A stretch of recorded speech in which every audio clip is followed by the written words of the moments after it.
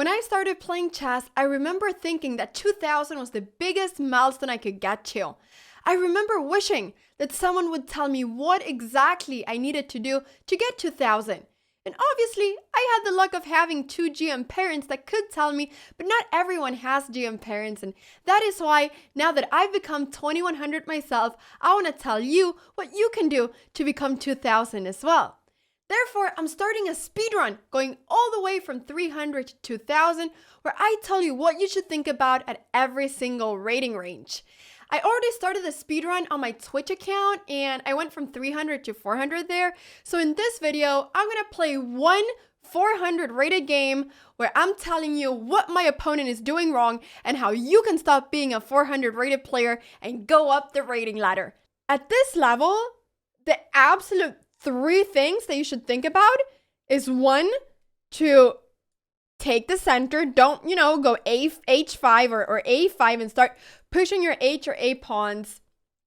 Two, develop your minor pieces, okay? Your bishops and knights. These are what are called the minor pieces, the pieces that are worth 3 points. The rooks are 5, the queens are 9. These are big pieces. Develop your minor pieces before you develop any other bigger piece, and develop those pieces towards the center. Okay, so develop your knights. I'm going to go ahead and go knight over here. Develop your knights and bishops, and don't get your queen out early on.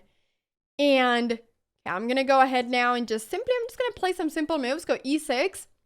And then after that, the third thing that you should always think about when you're starting out the game at this level is to castle very early on. To not, just like my opponent is doing right now. That is fantastic. So just to castle and just basically like have your save king. Now, this account that I'm playing on right now is an authorized speedrun account. So it says, very big so my opponents can see it, that I am a WFM. I am a titled chess player. My rating is 2100. So this is not my real rating, but this is authorized and all my opponents can see it. So they will know and they will be getting their ratings back. So D3 was now played by my opponent, and first and foremost, before we continue, I'm going to go ahead and castle. Knights, bishops, and castle. Now this is done. Now, after this, I'm going to simply develop my knight, my bishop, and then I'm going to try to find a good spot for my queen and my rooks. This is everything that I'm thinking about. And you're going to see it throughout this game, but I'm going to try to play very simple chess, because at this level, the way that most people lose their games is 100% by blundering. And the way that I've seen that most people blunder is by trying to do very fancy moves. And when I say fancy, you guys will see, what are the odds that this person will fancy something up and will do a very fancy move? I've seen that a lot. I'll explain it to you when it happens because I know it's going to happen. But in the meantime, I'm just going to go C5 to take a little bit of center. I'm taking one of these 4 crucial center squares. I'm taking control of it. And then I'm going to be developing my knight and my bishop. I'm not getting my queen out yet. I'm not doing anything like that. I'm just developing my pieces. So I think now my opponent is going to go E4, which I think, well, it could be a good move, but actually I think that E4 loses a pawn. So instead my opponent is going C4. The reason E4 was losing a pawn, I think, is due to this takes and takes, but this is quite complicated. So C4 is played instead. So now I'm not thinking about anything else. I'm just developing. I know that my pawn is protected. I see that all my pieces are protected right now. All my pieces are, placed towards the center. So I don't have my knights up here. No, my knights are instead towards the center of the board. And now my opponent is capturing the D5 pawn. So I will be capturing back, and I have right now a really great control of the center. Both of my pawns are pushed 2 steps, which means that, they're kind of taking control of many of the squares in my opponent's side. So this is what, the side of my opponent is. This is my side of the board, pretty much, one could say. And these pawns are right now controlling some of these squares. So when I say fancy moves, what I basically mean is that I see that a lot of players will do intermediate moves. Okay, now he's going D4. He's playing really well so far. Intermediate moves, which is something that I think you should completely avoid at this level. But okay, D4. So now he's sort of threatening my pawn, but this pawn, if he takes it, I can capture it back with the bishop. So I don't really mind him taking here. I don't want to capture here, because if I capture this pawn, he's going to be able to bring his knight up, and then this knight is going to be in the center. And knights in the center are typically really good because they're able to take a lot of squares on my side. And they're generally really well placed there. So I think instead of doing that, I am simply going to develop my bishop. I'm going to develop the final piece that I haven't developed yet. Now I have a few options. I could go bishop g4, but I don't like going here because the knight can come up here and attack my bishop. I could go bishop e6, but I don't like that the knight can kick me away. So I think instead I'm going to go bishop right over here to f5, where it's in an open diagonal. And yes, the knight could kick me away by going over here, but then I can move my bishop, and this knight is much worsely placed here on the rim of the board than what it would be over here. Because when knights are placed on the sides of the board, we can see that knights can only go to 4 different squares, whereas in the center, knights can go to 8 different squares. So I'm going bishop f5, and I mean, worst case scenario, sometimes we can even take this knight, but the only thing that I'm trying to think about right now is simply placing my pieces in active squares. So now his knight is developing, and it's now time to get the queens and the rooks into the game. So I want to put my rooks in open files, and I can already tell that because I've done this c5 push, my c pawn has pushed a few steps, and there's always the fact that this pawn could capture over here, or this could be captured here. It looks like the c file, this file over here, is going to be open, which means that it's going to be free from pawns and maybe pieces will move out. So you want to have your rooks in open file. So I'm going to place the rook over here, because this is the square where it makes the most sense to place the rook in. It doesn't really make sense to place the rook on b8 because this rook would be blocked by a pawn. So I'm going to place it over here, and now finally the knight is threatening my bishop. But the first thing that I'm seeing is that now that the knight is moving out of this square, the knight is not defending this pawn anymore. Always when we're doing moves, we need to think about, okay, why was my knight there, and how does the position change if I move my knight? Because sometimes we forget that, you know, our pieces are doing more than just being there. They're actually protecting different things or pieces. So going knight over here, I have two options. I can either take here or I can move my bishop.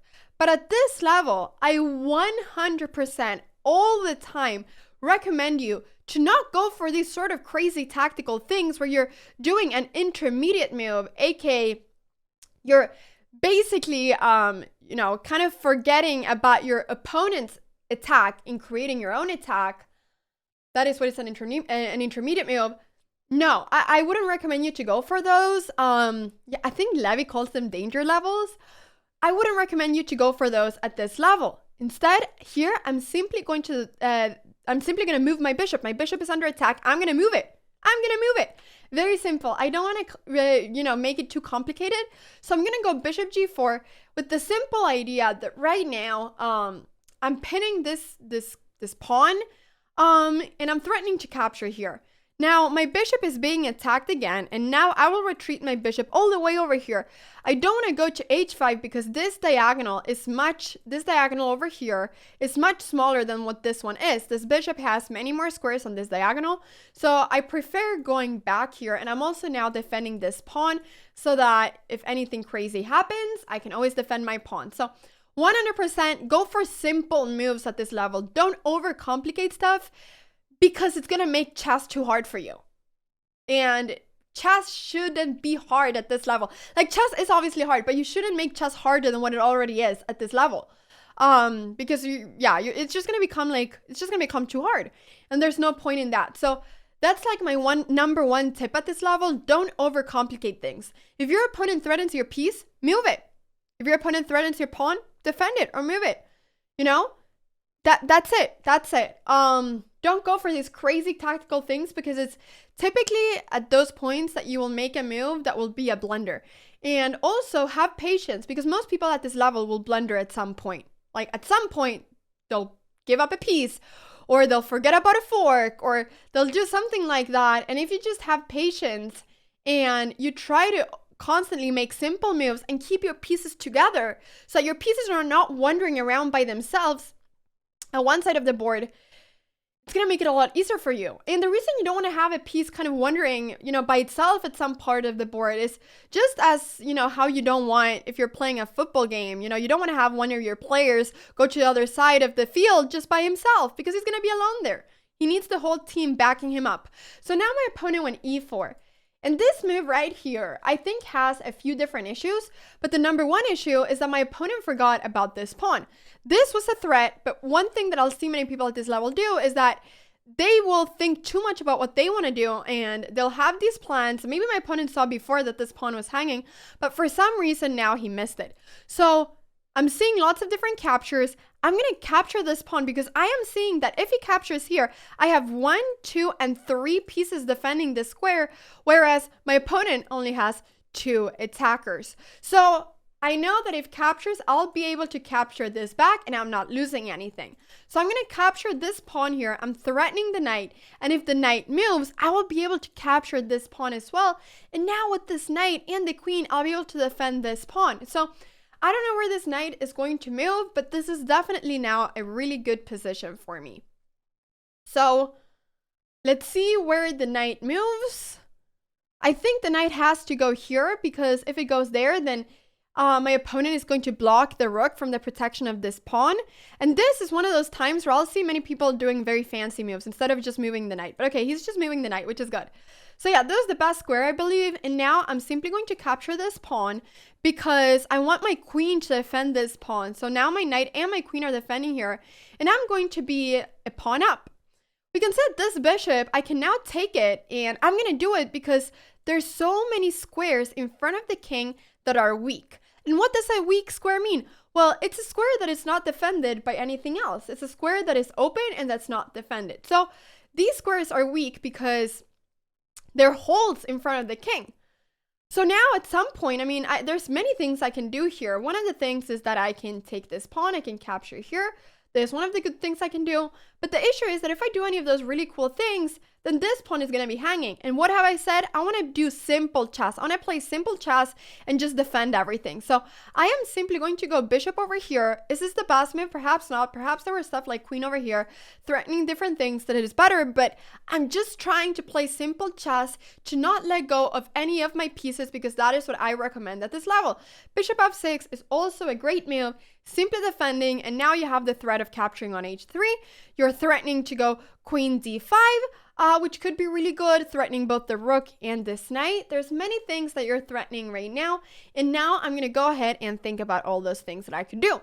So yeah, and this knight is also right now really badly placed, so I could kick away the knight, but I think I prefer going for this idea of queen up because now I am 1, threatening the knight, and 2, threatening the rook. So I think the only move my opponent has is to go queen over here.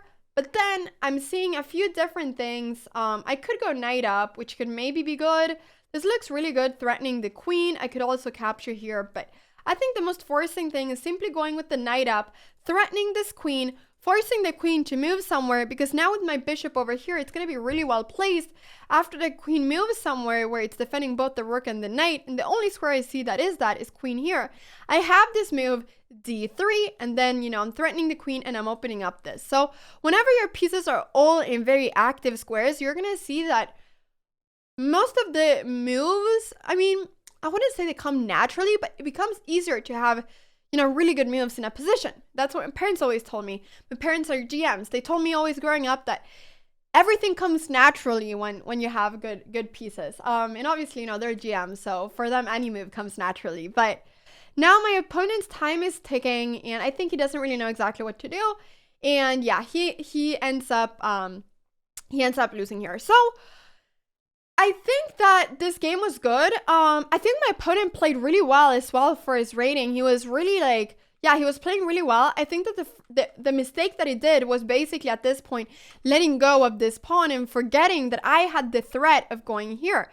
Now he could have captured here first and then gone for this move, but he forgot about this pawn, and that is kind of what I'm saying, that at some point your opponent will forget about something. And if you have the patience to not do anything crazy before that, many times that will end up being beneficial for you. So I hope that this was instructive for you anyways, and we're going to keep it going, you know. We'll do another one for 500-600. We'll keep it going so you can really see the different the different rating levels and how my opponents are playing differently in, depending on their rating. So thank you guys so much for watching the video. I hope you enjoyed it, and let me know if you're excited about the speedrun and if you want to keep me doing it.